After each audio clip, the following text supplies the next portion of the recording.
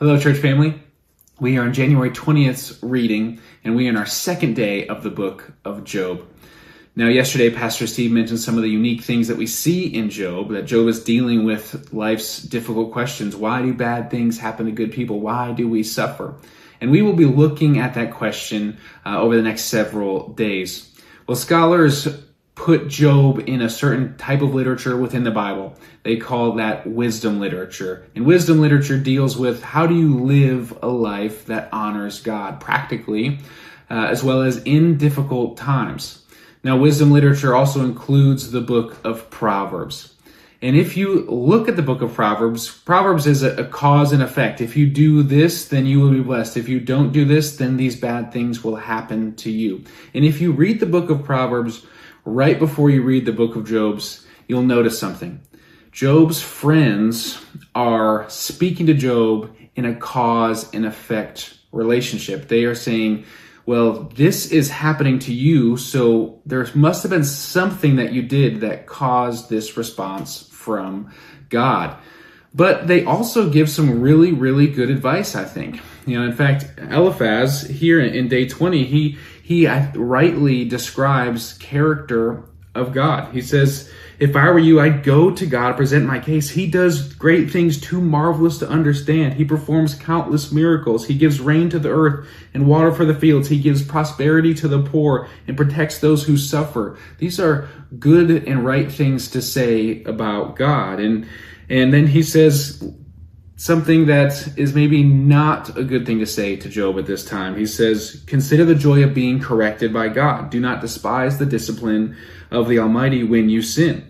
And then again, he says some good things. God will be there for you. He says, from 6 disasters, God will rescue you. Even in the 7th, he will save you from death and the famine. You will laugh at destruction and famine. You will be safer from slander. Again, talking about this cause and effect relationship to wisdom, saying God is disciplining you right now.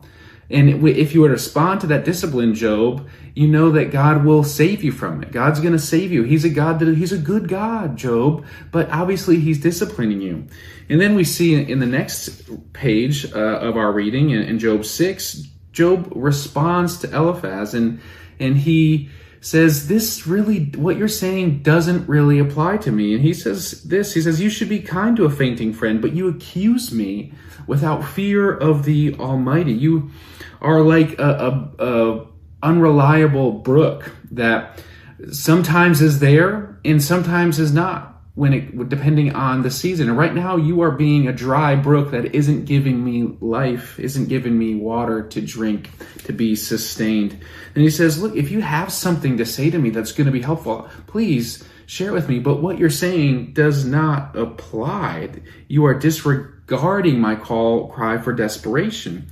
And he's saying, what you're saying basically is you're saying that if bad things happen, it's because it's our fault. But Job is saying, no, that is not always the case. It is not always a cause and effect relationship. And then Job cries out in Job 7. He says some things that I think that maybe he's being a little bit too brash in this. He says, I cannot keep from speaking. I must express my anguish. My bitter soul must complain. And then he continues to complain about his situation. And he says, God, just leave me alone. If I have sinned, tell me where I've sinned. But please, why am I a target to you? And what Job is dealing with is when we are experiencing hardships in our lives, and Job, I imagine, did look at the cause and effect relationships. As we read in the first couple chapters, he would even offer sacrifices for his children just in case they sinned. And so he is a guy who understands the wisdom of Proverbs that says something must have happened to you because of what you have done. But he's already gone through this. And he says, no, obviously nothing, in my mind, I have not done nothing wrong. God, if you can have something to say to me, say it to me. And what we see here is a man who is suffering. And we see that he is not suffering and saying, you know what, God, I am done with you. But he's suffering towards God. He's bringing his questions towards God. And for us, we have many friends who are suffering right now.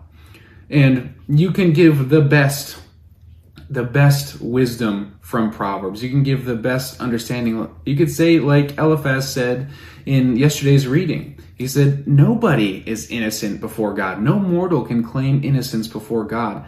And that is exactly right. But is this helpful for someone in the pit?